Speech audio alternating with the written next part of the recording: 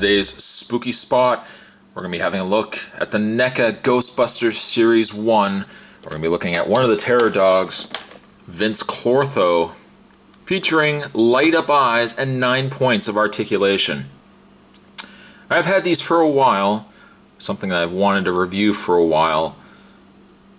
Just to kind of put things in perspective, something so scary, something as equally scary as the dogs themselves, is the price. Let's zoom in. $11.99, my friends. That's what this guy paid for this terror dog, $11.99.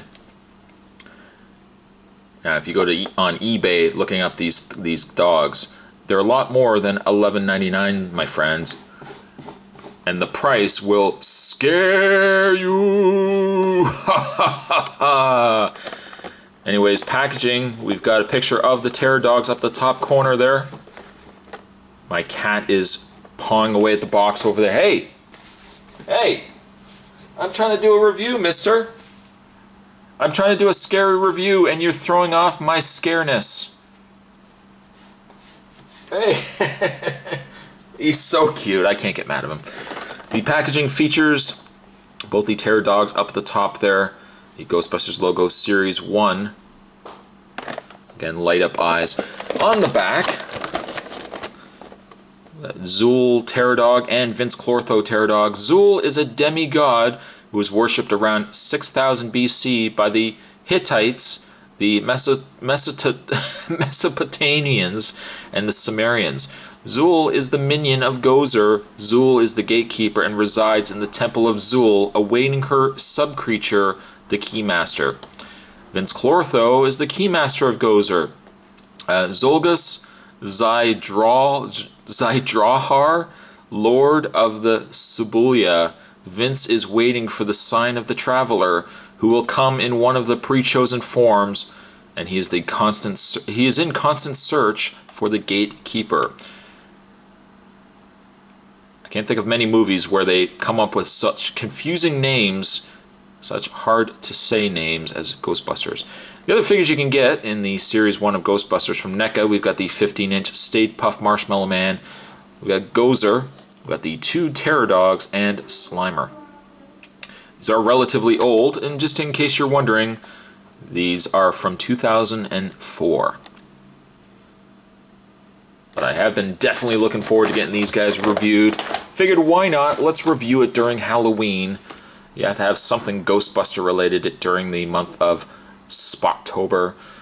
So what we're going to do is I'm going to take a very terrifying break. We're going to get this open up. We are going to have a look at Vinz Clortho, the Terror Dog. Stay tuned. Woo! Alright, who brought the dog? It's a Ghostbuster reference. Now that he's out of package, a very fantastic looking terror dog. Let's look at Vinz Clortho a little bit better. What can be said other than the folks at NECA did a fantastic job on this terror dog? Well, you know what? Let's start really with one of the coolest features. The terror dog has light up eyes. There's a battery compartment underneath. And you'll be happy to know, folks out there watching this video, that unlike the luck that this guy usually has with light up toys that have been around for a while, they don't tend to light up. They don't tend to light up. However, there's a little button on the back here. You actually have to press his tail. When you press his tail, lo and behold, we have light up eyes. That looks awesome. Love it. Also gives us a chance to show off, give me a chance to show off the fantastic sculpt that they've done on the terror dog. The paint is just incredible, absolutely incredible on the terror dog. We've got a nice gray with a dark wash of gray in there as well. It has a similar skin, I guess, to that of an elephant or a rhinoceros. You can see all the work done on the neck there as well. Details on the claws are just fantastic. I mean, it's a fairly large item. I mean, it's a considerably large item.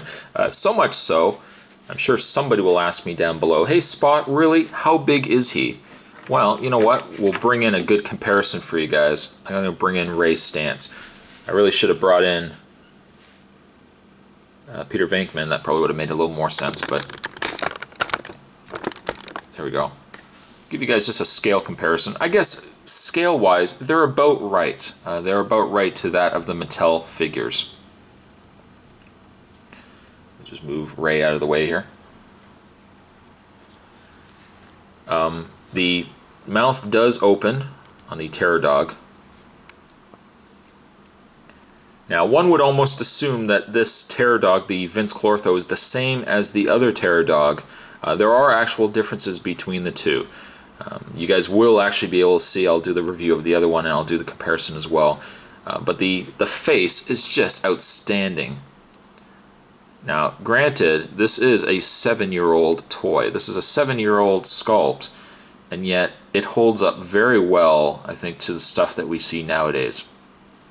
The only way I think that they would have improved on the actual Terror Dog by today's standards is they probably would have kept the sculpt relatively the same and tried to put in ball-jointed articulated points. Unfortunately, the Terror Dog does not have that. It only relies on swivel joints, but the articulation on the dog, aside really from the mouth, so we got the mouth as the one point, it has a swivel in the head, so you can kind of get those really cool Terror Dog poses. He has a swivel in the shoulder. As you can see right here, the joints are extremely tight. But there's actually an articulation point here, which I can't move, but there's a swivel in the elbow. There is a swivel in the back leg. There is also a swivel. You know what? Now that I'm looking at it, there's no articulation on the back aside from this single leg. There is no articulation in the tail because it really only activates the eyes, which I'll show you guys again. But yeah, so we got articulation in the head. Maybe, you know what, now that I'm seeing it, no, it is an articulation. Let me just show you guys, let me just pan in, you guys can have a look here. Join me in this journey. It is actually just where they've installed the arm. There is actually no articulation there. So what it looks like is that we've got articulation in the shoulder, or in the elbow area as 1, 2, we got the 3, 4, 5, 6. Now it says 9 points of articulation. I'm just trying to figure out where the other 2 are. It doesn't look, not unless the shoulder is moving. No, it doesn't look like it can move. Perhaps we've got ourselves an even scarier problem. But I gotta say though, articulation is not really fantastic. I mean, it's definitely not to the level of what you would get nowadays with NECA toys. However, it is a fantastic sculpt.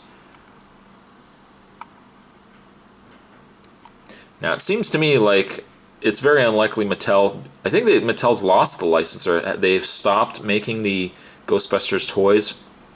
So because of that reason, obviously, we're not going to get Terror Dogs out of it. There's a glow in the dark now, but I was going to say, if you want to get a good Terror Dog, or a good standalone piece to your Ghostbuster figures, I mean, definitely consider getting the NECA Terror Dog. It's a little expensive, unfortunately, to find it on eBay now, but I gotta say, if you get the chance and you can get them at a good price, do definitely pick them up. If I can get any sort of terrifying rating to the Terror Dog here, I'm going to give it a solid 9.5. Definitely worth checking out. I'm definitely looking forward to reviewing the other Terror Dog for you guys. And then when I get that one opened up, I'll put the two together and show you guys both of them together. In the meantime, I'm going to wrap this up here. Today's spooky spot, we're having a look at a fantastic Ghostbusters toy, the NECA Series 1 Vinz Clortho Terror Dog. I thank you guys for watching, as you always do. Stay tuned for more spooky spots to come, and I will see you guys next time. Woo! Bye! And just as a terrifying tack on to my review here, while I was playing around with the Terror Dog, I did actually find that he has articulation in the upper neck area, which actually then brings us to 7 points of articulation. I'm pretty sure now looking at these that the additional points are in these upper arms, but good luck moving them. They're extremely tight and I don't want to force it, because if I force it, yes, something even scarier than Terror Dog will happen. I will break the arm off. So we have a swivel in the upper neck, that's 1, 2 in the head, 3 in the mouth, 4, 5 in the shoulder, 6, 7 in the front legs, and then finally 8, 9 in the back legs. So there's your full 9 points of articulation.